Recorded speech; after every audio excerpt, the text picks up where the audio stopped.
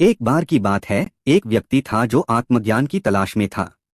उन्होंने कई अलग अलग शिक्षकों के अधीन अध्ययन करते हुए दूर दूर की यात्रा की थी, लेकिन फिर भी अधूरा महसूस करते थे। एक दिन वह भिक्षुओं के एक समूह से मिले जो एक सुंदर बगीचे में ध्यान का अभ्यास कर रहे थे।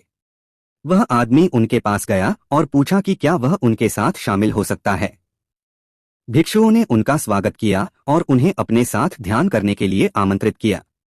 जैसे ही उस आदमी ने अपनी आंखें बंद की और अपनी सांसों पर ध्यान देना शुरू किया, उसने पाया कि उसका मन भटक रहा था। वह निराश हो गया और आत्मज्ञान प्राप्त करने की अपनी क्षमता पर संदेह करने लगा।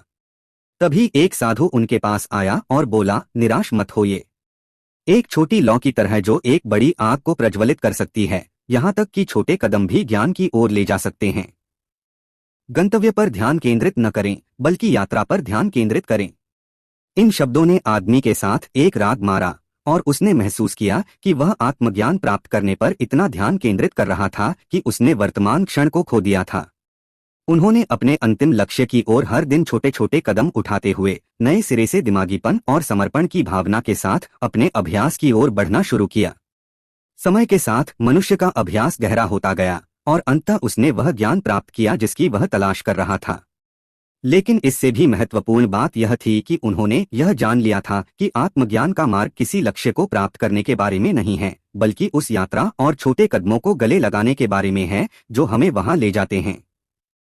इस कहानी की शिक्षा यह है कि सफलता को मंजिल से नहीं मापा जाता है, बल्कि रास्ते में हम जो प्रगति करते हैं उससे मापी जाती है।